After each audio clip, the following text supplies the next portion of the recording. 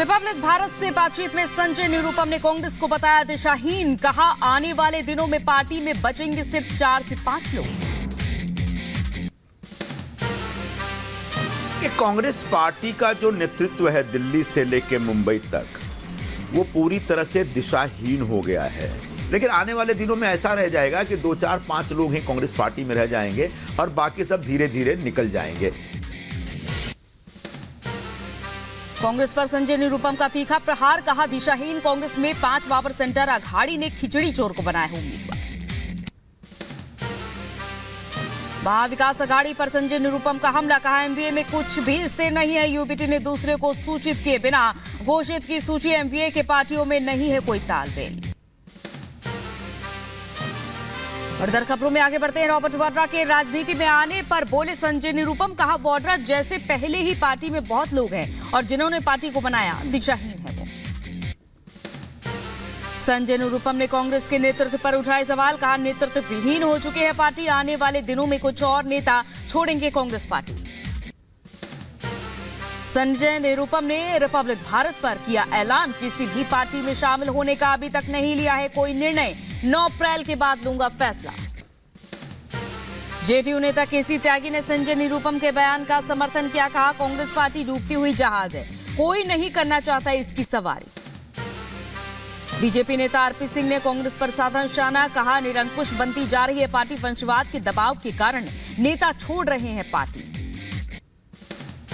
CAA को लेकर ममता सरकार के उठाए सवाल पर पीएम मोदी का पलटवार। का सीएए पर फैलाई जा रही अफवाह। मां भारती पर आस्था रखने वाले हर परिवार को मिलेगी नागरिकता। बीजेपी सरकार सीएए लेकर आई है तो ये अफवाहें फैला रहे हैं।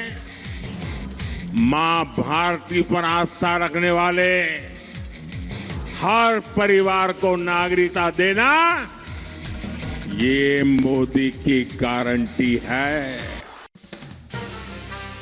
पश्चिम बंगाल के कुछ बिहार में पीएम मोदी के हुंकार। कहा संदेश खाली के गुनाहगारों को बचाने में ममता सरकार ने लगा दी पूरी ताकत। जो हुआ वो टीएमसी के अत्याचारों की पराकाष्ठा।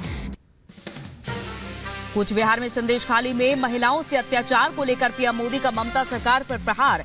कहा संदेश खाली के दोषियों को सख्त सजा होगी और ममता सरकार को चुनाव में मिलेगा जवाब। पश्चिम बंगाल सरकार पर बरसे प्रधानमंत्री मोदी। कहा मैं कहता हूं भ्रष्टाचार हटाओ, ये कहते हैं भ्रष्टाचारी बचाओ। सारे घोटालेबाजों को मोदी देकर रहेगा सजा। कुछ बिहार में इंडी गठबंधन पर जमकर बरसे पीएम मोदी। कहा टीएमसी कांग्रेस और लेफ्ट कर रही है झूठी राजनीति।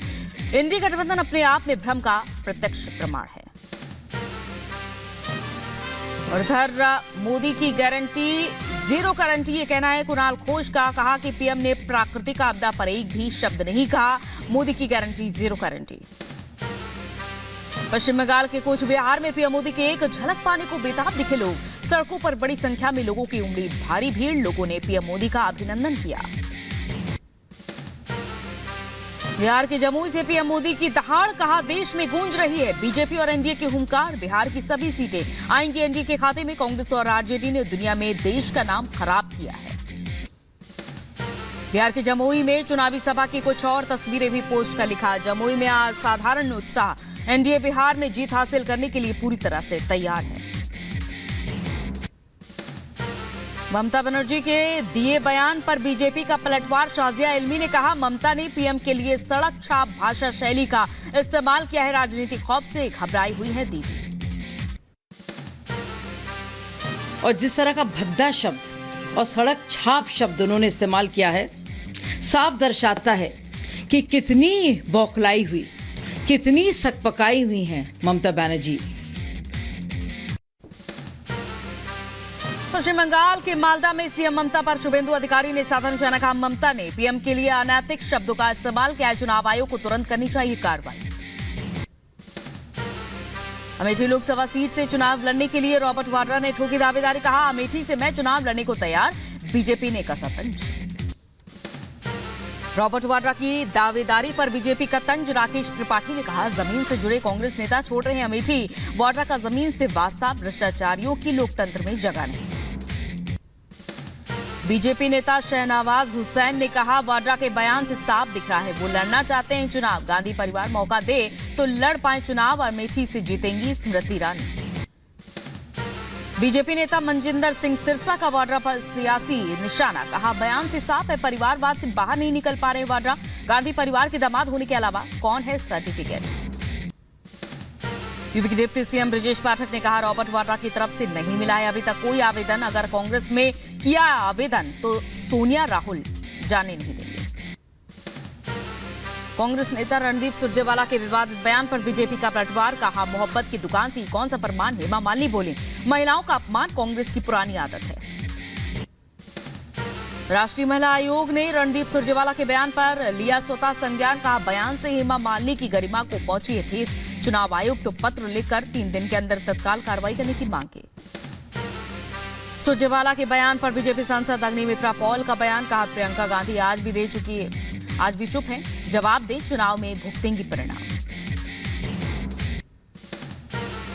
हरियाणा के पूर्व गृह मंत्री अनिल विज का कांग्रेस पर वार। कहा, महिलाओं के लिए कांग्रेस की सोच ही ऐसी है। सुप्रिया ने भी कंगना रनौत के बारे में ऐसी टिप्पणी की थी। हेमा मालिनी के खिलाफ टिप्पणी करने पर फंसे रणदीप सुरजेवाला। हरियाणा महिला आयोग ने भेजा नोटिस। महिला आयोग ने 9 अप्रैल को पंचकुला स्थित दफ्तर आकर मामले में स्पष्टीकरण देने को कहा। रणदीप सुरजेवाला के बयान पर अदिति सिंह का पलटवार। रणदीप सुरजेवाला का बयान कांग्रेस की मानसिकता दर्शाता है। सपा नेता घनश्याम तिवारी ने सुरजेवाला के बयान पर जताया विरोध। इंडी गठबंधन के नेताओं से गुजारिश। कहा, किसी भी नेता के जरिए बहन बेटियों के लिए नहीं निकालना चाहिए अपशब्द। रणदीप सुरजेवाला के बयान पर बोले आचार्य प्रमोद कृष्णम, ये नारी जाति का अपमान है और कांग्रेस से बर्खास्त कर देने चाहिए सुरजेवाला। हरियाणा के अंबाला में सीएम नायाब सिंह सैनी ने विजय संकल्प यात्रा में हिस्सा लिया। कहा, कांग्रेस के नेता महिलाओं का अपमान कर रहे हैं। लोकसभा चुनाव में जनता वोट के जरिए जवाब देगी। बिहार के पूर्णिया सीट से पप्पू यादव की निर्दलीय नामांकन के बाद कांग्रेस ने चेतावनी दी। बिहार कांग्रेस अध्यक्ष ने कहा, नामांकन वापस लें पप्पू, नहीं तो कार्रवाई करेंगे। बिहार कांग्रेस अध्यक्ष अखिलेश प्रसाद ने पप्पू के नामांकन पर सवाल उठाए। कहा, कांग्रेस नेतृत्व तो नहीं देता इसकी इजाजत। कुछ दिन पहले कांग्रेस में शामिल हुए थे पप्पू यादव। पर्चा दाखिल करने के बाद बोले पप्पू यादव, कई लोगों ने मेरी राजनीतिक रूप से हत्या करने की साजिश रची। हर किसी की आवाज है पप्पू और पूर्णिया। पूर्णिया से नामांकन दाखिल करने के बाद पप्पू यादव ने लोगों से बातचीत की। महिलाओं ने कहा कि हर सुख दुख में पप्पू यादव आते हैं। दिल्ली में बीजेपी के पोस्टर्स को लेकर आपने जताई आपत्ति। केजरीवाल के आपत्तिजनक पोस्टर लगाने को लेकर दिल्ली चुनाव आयुक्त ने शिकायत की।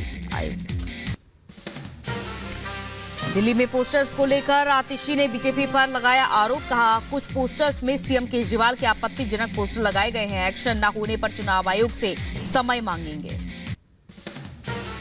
दिल्ली शराब घोटाला मामले में आरोपी के कविता की नियमित जमानत याचिका पर 20 अप्रैल को सुनवाई। बेटे को एग्जाम दिलाने के लिए जमानत की मांग रखी।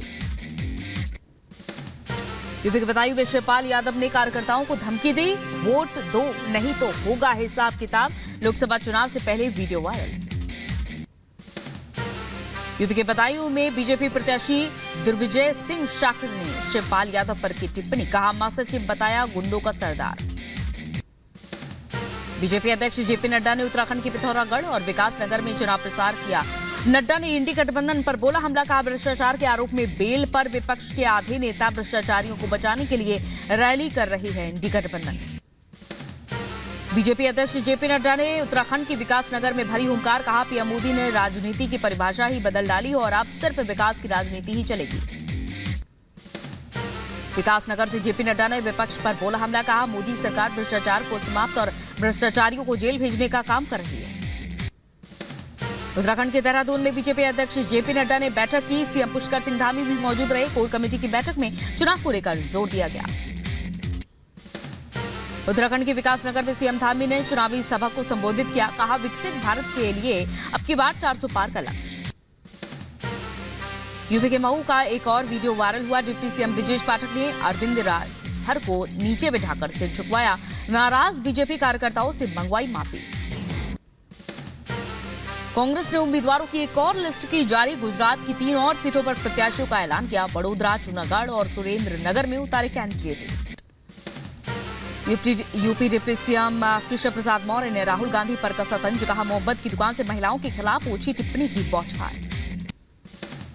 शरद गुट के एनसीपी नेता जितेंद्र आभाड़ ने अजित पवार पर टिप्पणी की, कहा कार्यकर्ताओं को सत्यानाश करने की अजित ने काम किया है और दूसरों के घर पर नहीं मिलता है अच्छा खाना। आज मरुधरा में गरजेंगे प्रधानमंत्री मोदी, चुरू में चुनावी विजय शंखनाद सभा को संबोधित करेंगे। उत्तराखंड के दौरे पर बीजेपी अध्यक्ष नड्डा हरिद्वार में करेंगे चुनावी रैली, बीजेपी कार्यकर्ताओं ने की पूरी तैयारी, माया देवी मंदिर में दर्शन कर साधु संतों से भेंट करेंगे। लोकसभा चुनाव की तैयारी में जुटी कांग्रेस आज जारी कर सकती है चुनावी घोषणा पत्र। आज पश्चिमी यूपी में गरजेंगे सीएम योगी, बागपत में जयंत चौधरी के साथ चुनावी सभा करेंगे, एनडीए प्रत्याशी के लिए मांगेंगे वोट, अलीगढ़ में भी करेंगे चुनावी प्रचार।